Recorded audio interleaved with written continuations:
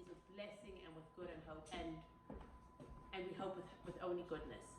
Like I've mentioned, anytime before we cook in the kitchen, we give tzedakah before we cook, in drawing down blessings for ourselves. In order to receive, we give. In order, before we think about ourselves and our loved ones, we think of others. Especially, we're in very trying times now. People are losing very close dear ones, and people are suffering. And it's important to stop, reflect, and think of others. And before we draw down blessing into our own lives. And in order to draw down blessing, in order to receive, we give. In order to get, you need to give, and that's how the world works. That's how it works reciprocally. So into my tzedakah box that stays in my kitchen all the time, I dropped a few coins. Also going to put on some gloves. You can feel comfortable to do what works for you. So this recipe has been, I've seen this recipe floating around on many groups for a very long time. It was first shared by a dear friend, a Chabad rabbi's daughter from Santa Barbara, Ella Patasheret. Her sister Miri actually spent time here in Chestnut Hill, as we say, quote unquote, as a girl, working teaching in the Hebrew school, running Chabad morning Shabbat programming, Bat Mitzvah Club, learning with people, adding so much energy. And they were raised in Santa Barbara, California, which does not have that many kosher resources, but their parents brought incredible light to that community. And unfortunately, Rabbi Loshak passed away a few years ago, but he was a very famous baker, and he would with joy make Shabbat challah and bagels for his family. And after he passed away, his daughter Ella shared his recipe. And honestly, I don't get that much time on a Sunday morning to stand in the kitchen and make bagels. Sunday mornings are usually dedicated to Hebrew school, where yes, this morning the Chabad Hebrew school kids were on. There was a Zoom meeting for everyone, and they did all these virtual classrooms. It's very busy, and we're blessed to have, a director who works on that now. So, my Sunday mornings, albeit a little lighter, end up being are not that free. But we find ourselves in unprecedented times. Before Passover, it came to mind, a friend made bagels. I said, I could try this. We have a little more time. The kids are all home. What a nice treat. And you know what I found out? It's not so hard. And Rabbi Loshak's recipe is brilliant. So, thank you, Ella. Thank you, Mary, for sharing the recipe. Thank you, Rabbi Loshak. Your neshama should have a lichtig in Gan Eden, be a good better. And please, God, we should all be reunited with our loved ones soon. So the recipe, pretty simple. And then, got to boil bagels. So I'll teach you that little trick. Teach you some little tricks that I've learned along the way, because now that I made them once, I've already made them a bunch of times. And hopefully your family can enjoy an amazing bagel brunch today, or on the day that works for you. Okay, so, and don't worry, I won't keep you here all day. I know the steps have lots of rising, and unlike challah, which I kind of have done for a very, very long time, and it's kind of like a cheat sheet for me. I know how to, tell you can braid and let it rise. I'm not so sure that's the method with the bagels. So I do have ready dough and ready things to show you, so this doesn't take us, you will not be here with me for the next 4 or 5 hours. This will be a pretty smooth and seamless thing. I'm missing the word. Okay, so when I looked at the recipe, I realized it's an 18 bagel recipe, and in my house, 18 bagels is one lunch. But a lot of families do not necessarily need 18 bagels. Flour is not so simple to come by. Yeast, not for a lot of people either. Just so any of you know, if you can't get into Restaurant Depot, they do have flour, high gluten flour, which is bread flour, yeast. I also got at Costco the yeast. So I'm not sure if you're still looking, but it is available. And if you cannot source it, send me a PM and I can help you out. Okay, so here goes. So we're gonna proof our yeast. It's a very little amount of yeast. I just stuck it into a little bowl. Same Red Star yeast that I love. And the full recipe would be a package of yeast. So if you have like a Fleischmann's or Red Star packet, you dump in that whole packet. If you want to do half a recipe, it's going to be half a packet. 1 packet of yeast is about 2 1/4 tablespoons. And okay, so I am going to, but I'm doing it a little differently. So I'm going to 2 1/4 teaspoons. I think something's wrong on this recipe. Anyhow. It's fine, it's gonna be fine. Anyhow, so we're gonna do, this recipe over here is either 1 package or 2.5 teaspoons of yeast. So I'm going to put in, I'm actually only gonna do half over here. So either you can do the half or the whole, but I'm gonna put in 1 teaspoon plus 1/8 of a teaspoon. Okay, that's 1 1/4, 2 1/4 and half is 1 1/8. Okay, now for warm water, I'm gonna run the water in my sink, just like I do for challah, and get it to like bath water temperature. Once your water is running, I'm using my wrist to feel the temperature of the water. And once I feel like it's about good, I'm going to add in 2 cups of water. Okay, so 2 cups of water. This is my 2-cup measurer. This feels like nice warm bath water. Don't make it too hot. Okay, too hot will kill the yeast, and too cool, your yeast will not rise. Okay, so into here I'm putting 2 cups of water into my bowl. Now we're going to add sugar. Sugar can go in right away because it will help your yeast to proof. So I have my tablespoon measurer here. I told you this before. This is a teaspoon table measurer. 3 teaspoons is a tablespoon. So for my teaspoon measurer, I'm doing 2 tablespoons of sugar. You can either do this half recipe that I'm doing, or you can do the whole recipe that I originally posted. So here's 2 tablespoons of sugar. If there are any questions, please let me know. Okay, and moving right along, we're going to add the oil. I'm still doing the half measure, so I'm doing a 1 tablespoon of oil. We can give it a minute. Let's give it a minute for our yeast to proof. We'll let it get some bubbles, and we'll give it a little mix. I'm going to grab a spoon over here, and give a tiny little mix. And before we add our oil, so far we have our yeast, water, and sugar, and we're going to let that proof. And while we give that 5 minutes, I'll share something interesting about today and about the time that we find ourselves in. So, many of you know, on Friday and Shabbat, we bless the new month of Iyar. Iyar is the Jewish month we find ourselves in now, and there's lots of special things that I've shared about the month of Iyar, and something else I want to share with you. So Iyar is the month, there's 7 weeks between Passover and Shavuot, from when the Jews leave Egypt until we get the Torah at Mount Sinai. And we still go through that process today. We have Passover, we celebrate the redemption, and then we go on to Shavuot, where we hear the 10 Commandments and we re-accept upon ourselves that we will do what God says, and then we will understand Na'aseh v'nishma, to be good Jews. And to be, but there's 7 weeks, and each day we count. We count the days in anticipation of getting the Torah. If it's going to be your big day, actually the day we get the Torah is our wedding day between us and God, where God gives us the Torah. That's the marriage contract, and forever God is betrothed to the Jewish people. And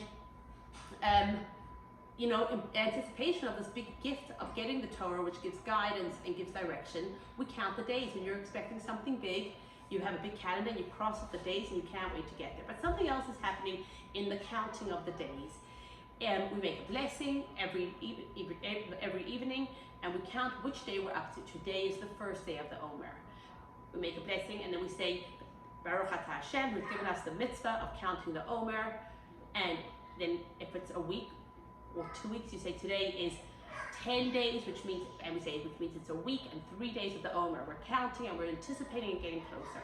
But something else is happening in that process. What's happening in that process is when the Jews left Egypt, they were on a very, very low spiritual plane. They found themselves in the depths of materialism, and their spirituality was at 0 practically. And they were going to go get the Torah. And how do you go from the lowest place to the highest place? Well, you have to work on yourself. And every day you have to refine yourself and work on yourself to get better and better and closer to where you're trying to get. And that's what the process that we go through as well. Each day we count. And as we count, we refine ourselves and work on ourselves and think about different parts of ourselves as we get closer and closer to giving up the Torah. Well, there's 7 weeks, like I mentioned. Some of that time is Passover at the end of the month of Nisan, and some of that time is the beginning of the month of Sivan. But there's the middle month that we find ourselves in now, and that's the month of Iyar. And something amazing happens on this month. This is something that doesn't happen in any other month of the year. We have a mitzvah that's specific to every day this month. Only the month of Iyar is there the mitzvah to count the Omer every single day. And so it's a very special time, a time of extra blessing, a time to be able to do an extra mitzvah. And even if you haven't been counting, you can still say which day you're up to without the actual blessing, but it still counts as the mitzvah. And I encourage everyone, to look into your siddur, to look on Chabad.org and say how to count Sfirat HaOmer, the Sphira, and you can count along as well. But each day also, Jewishly, there's 10 emotions. Well, there's 10 different faculties of our body. There's 3 intellectual faculties and 7 emotional attributes that we have. And each week of the 7 weeks relates to one of those 7 attributes, and we work on ourselves in each of those things that come into our life. Except, the first week is chesed, which is kindness. And it's this overwhelming kindness and giving. The second week is gevura, which is restraint, which is discipline. That's last week. Now this week we find ourselves in Tiferes. Tiferes is the combination of kindness and gevura, chesed and gevura, kindness and strength. When you're giving too much and there's no limit, that's can get overwhelming. When you have too much discipline and there's no kindness, that can get overwhelming. But if you can have Tiferes, if you can have a combination of 2, then you have beauty, then you have perfection. This week is a very special week. And each day of each week, we have a little bit of the other attributes included. So on the first day, we have kindness as it is expressed in beauty. On the second day, we have strength as it is expressed in beauty. Chesed, Shevet, Tiferes, Gevurah, Shevet, Tiferes. And today is Tiferes, Shevet, Tiferes. It is beauty that is expressed in beauty. It's balance. Chesed is one extreme, Gevurah is the other extreme, and Tiferes is the balance of the two. And that is ultimately what the Rambam tells us the kind of life that we need to lead. We need to lead a balanced life.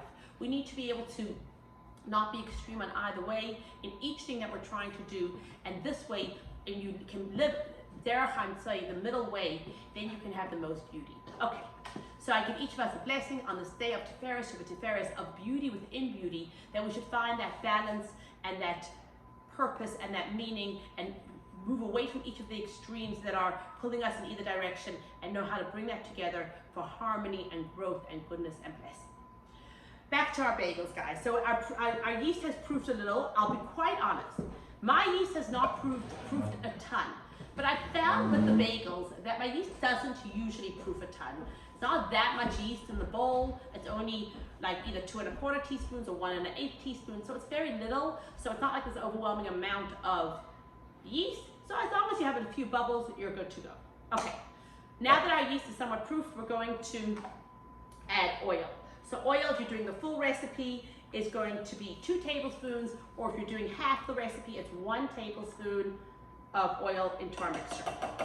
Like I always tell you, I do not like to add salt straight to the yeast mixture because I find that we know that salt can kill the yeast. So first I'm going to add flour. So in the full recipe, it's 12 cups of flour, and in half the recipe, it's 6. But like any baking, you never add the full amount because sometimes you need a little more flour and a little less flour. I'm going to start by adding 5 cups of flour. Actually, earlier when I made the first recipe, like I told you, I'm going to show you how to boil them and everything, it didn't need a full 6 cups. So you're not going to need, I don't think you'll need the full 6 cups or the full 12 cups. Okay, so here we go. 1, I'm going to add 5, like I said. 2, I'm adding the flour. Some of you asked, 3, 1 second. I did say to use bread flour, 4 or 5. I was able to source high gluten flour from Restaurant Depot, but if you couldn't source, I think regular flour will work as well. Someone asked about whole wheat. I'm sure there is a conversion of whole wheat to regular. I am not 100% sure of that, so I don't know if I would say just go for it, but maybe you add it slowly and see the elasticity of the dough. The gluten does add a little bit of that elasticness, but the boiling the bagels is going to help. So if you have regular flour, I would go for it. And I imagine if you have gluten-free flour mix, I do find that some of those flour mixes can be converted 1 for 1. Okay, so I'm starting to knead over here. I just realized I did not add the salt. That was my mistake before I stuck my fingers in. If you are doing a full recipe, I'm going to take off my gloves for this. This is so gross, I have to change my gloves. If you're doing the full recipe, it's 2 tablespoons of salt. And if you are doing the half recipe, then it's just 1 tablespoon of salt. I will tell you that when I made these once, I wasn't so careful with the salt. I was like, my tablespoons were a little heaping. And later on, I was like, hey guys, it's my kids, how are the bagels? And everyone's like, oh, Ma, they're amazing. But one of the kids said, you know, they do taste a little saltier than last time. So I guess the amount of salt is pretty exact. So for those of us like me who don't love, you know, these exact measurements and things like that, even when I make challah, I think, oh, a little extra salt can hurt. It does seem like with these bagels that too much salt, the flavor comes through, and that is not what we're looking for. So be a little, you know, be exact, either 2 tablespoons for a full recipe or 1 tablespoon. Kosher salt is always a better salt to use for baking and for cooking. It's a stronger salt, and here I got a tablespoon. Okay, so I've added my salt in, and I'm now going to knead. Like I told you, I only added 5 cups of flour, potentially, if I'm doing the half recipe, but potentially I might need 6. I do not want to add it all at once. I never like to add it all at once. You can knead it in your bowl. You might find it easier to dump it out on your counter and knead it that way. So I'm going to do that. I'm just going to make myself some space over here. Okay. Sunday morning definitely has a different energy. The kids do not have school on a Sunday morning. There's no, you know, our work schedules are different. So even though we're in crazy Corona times and no one's leaving the house, but people still have schedules, and Sunday still has that energy to be able to spend more time with the family in a more focused kind of way. And I'm hopeful that all of us can. So I put 5 cups to start, and now I am sprinkling a little bit at a time until I get a non-sticky, workable dough. Like with all bread, you've got to knead it nicely to mix everything together and to make your dough better. My dough is still too sticky, so I'm sprinkling as I go along over here. Okay. This dough is coming along very nicely, adding the flour in slowly and kneading that dough. You could be kneading it in your bowl or on your counter. I find if it's on the counter, I can get to all the parts of the dough more easily and really work them so I get a very nice dough. Okay, this dough is looking very nice. This was a clean counter, just so no one has to worry. And I'm just wiping up the flour into my dough. You want to make sure the dough is not sticky. So if it's a little sticky, just give it a little bit of flour. You also, if it's too sticky when you go to roll them, a nice thing to be able to do is, I always say don't put too much flour into any bread mixture you're making. Too much flour will always make your bread heavy, and no one likes heavy dough. So you'd rather it's a drop sticky, or like this is what I mean by sticky. Not that, when I mean sticky, I mean nothing comes off, but you kind of get that little bit of like a stick. Because you could always, when you go to roll your strands, dip your hands in. So this is my dough, and it has to rise. So it has a couple parts of rising the bagel dough. It has to rise first for an hour, then you're going to shape your dough, then you're going to rise it for another half hour before you boil it. So I'm taking the dough, and you do not have to sit there for an hour while it rises and keep you company. I'm going to put this dough to rise on the side. In the meantime, I'm going to bring out another little bit of dough that I made earlier. Now it's only a small amount of dough because I already shaped some and baked some so I could show you, because there were so many different parts of this rising process. Before I show you anything with this dough, before you go to shape your loaves, so this dough over here has risen. Before you go to shape your loaves, get yourself some baking paper, okay?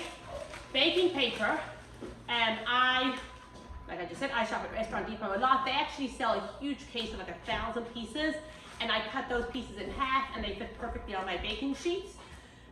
Costco sells kosher baking paper, and I imagine that for this purpose, the baking paper is going to actually go into the hot water. So you want to use something that is edible. So I'm not sure if you can use wax paper because you wouldn't want to cook that in the boiling water, but maybe if you don't have nothing else, you could maybe use a piece of foil, because now, to me, this is a pretty important step, because otherwise you're going to shape your bagels, then they rise, and then if you start trying to peel them off your counter or your foil to put them in the water, in that process of peeling them off, often, I'm not that professional, so I'm not sure how the professionals do it, but in that process, I squeeze the bread by mistake, and then all the air deflates, and then I'm left with a flat pancake. So a friend taught me this, and this is a great option. So I take baking paper, and I make an individual square for each of my bagels. So each bagel is getting its own square. Okay, So over here, I have squares of baking paper. And onto my counter, I'm going to put down the squares of baking paper. Okay. Now, I take the dough that has risen for the last hour, and I'm going to make it into bagels. I don't have that much dough left here, but it's enough to show you what to do. I'm gonna make this into 3 bagels. So I have a dough cutter, you can use a knife. Divide your dough into however many bagels you're gonna make.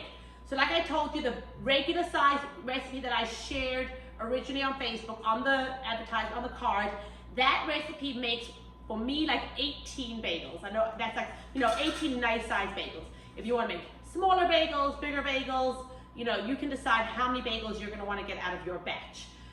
The regular size batch, to me, makes about 18. For the smaller batch, the half batch, I would imagine 9 or 10, nice size bagels. Okay, so I have a piece of dough here that I'm gonna cut into 3. Okay, 1, 2, 3. And there's one of 2 ways, oh my gosh. This week I'm not wearing an apron. There's one of 2 ways to shape the bagel. Either you roll it into a strand. This is a little more tedious. Like, remember I told you, if you feel like your dough is too sticky, this one isn't, but if you feel like it is, dip your hand in a bit of flour, give your hands a drop of flour, and that will be enough to help you roll your dough. So you're rolling it into about 3/4 of a foot. I don't know how many inches that is, so about 9, 10 inches, okay? And then you're bringing the 2 ends together into a ring. And then you are rolling that connection point together so you have a bagel, okay? You could stretch it out a little bit, whatever. Another method that I've seen is just to take the blob of dough that you have and roll it into a ball so that it's kind of like an equal size ball. So basically the dough is equal on all sides, not fatter or thinner anywhere. And then simply make a hole in the middle. Make a hole in the middle and roll it out. Roll it out, pinch it round. Remember, make your hole a little bigger than you're gonna want it because of the dough, it's gonna end up shrinking. And then I have it between my fingers, I'm just rolling it out into a bagel. Same, I'll do a second one like that. Take my piece of dough, roll it, okay? Roll. Now, back up, Grunie. Before you start, once you are gonna be rolling out your dough, when you go to roll your dough, that's the time to put up your boiling water. You're gonna get yourself a wide, shallow pot. If you have a saucepan, probably even better.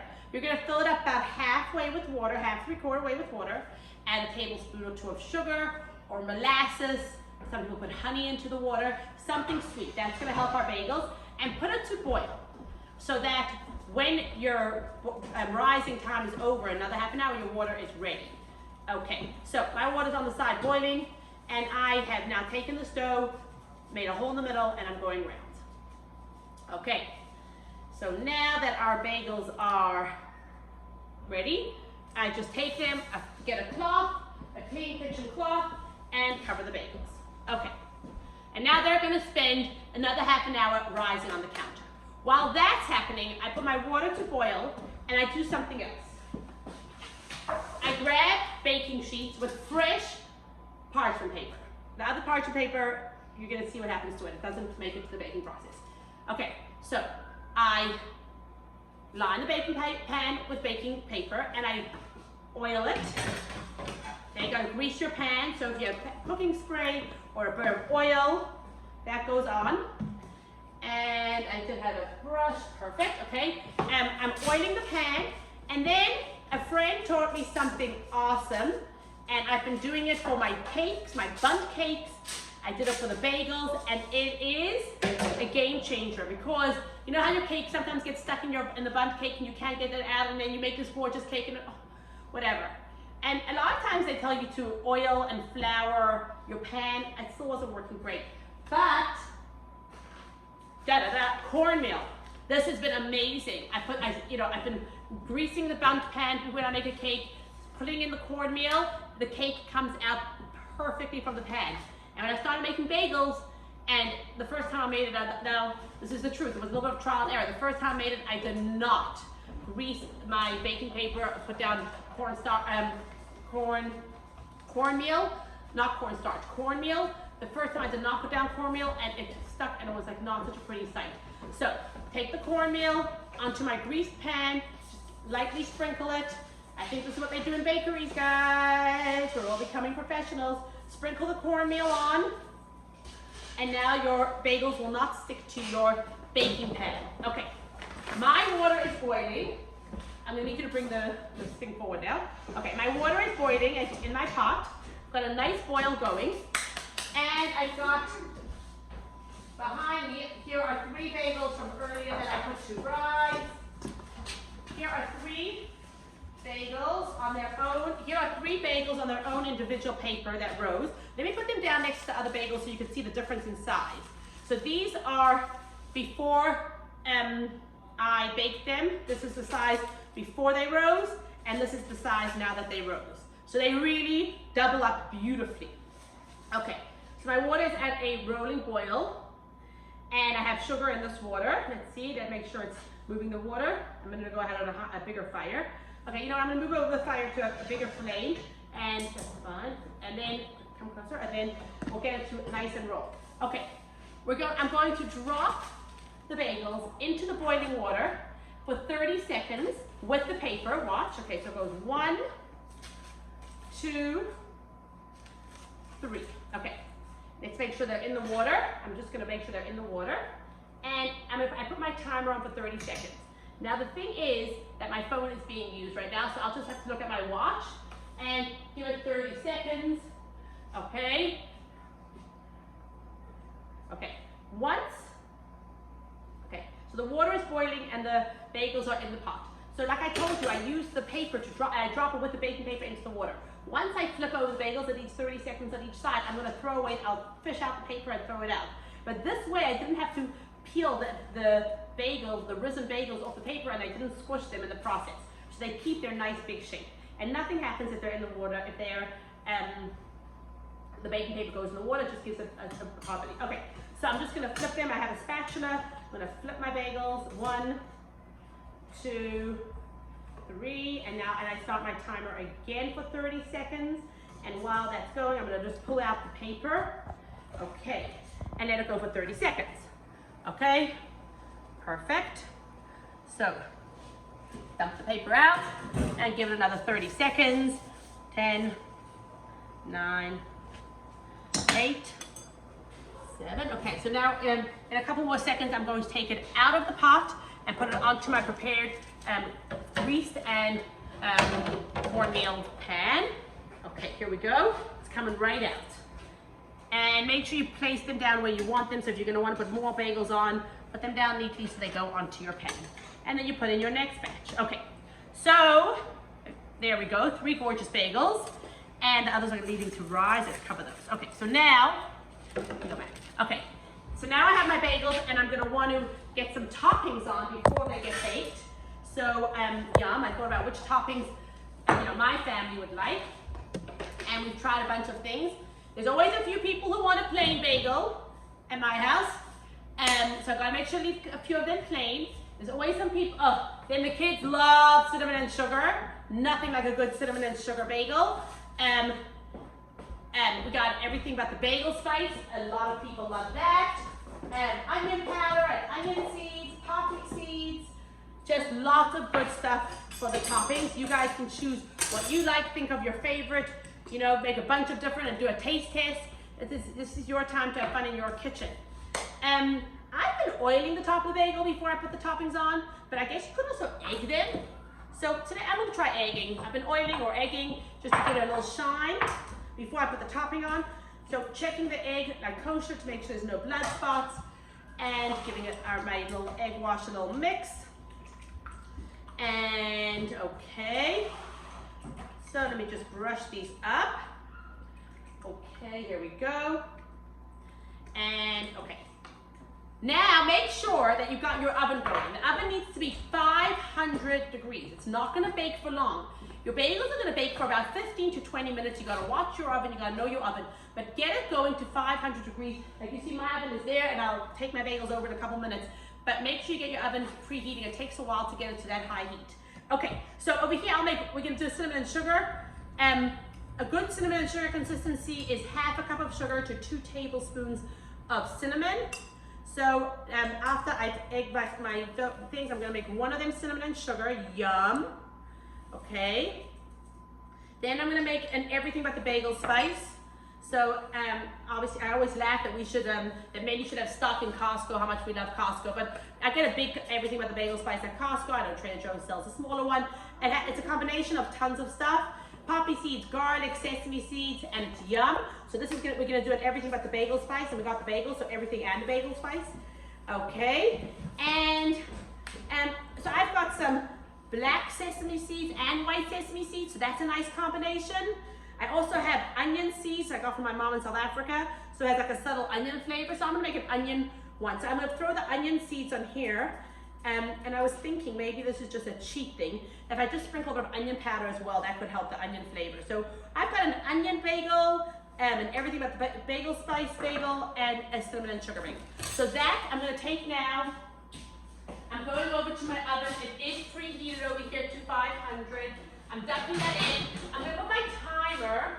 I'm gonna put my timer on 12 minutes. I know it says 15 to 20 minutes, but I like to always do a little less. When you bake, always try make your baking a little less, and then you can always give yourself, and then you can check it. It's better to eat a few more minutes and not burn it than to burn it. Anyhow, these are bagels that came out the oven earlier.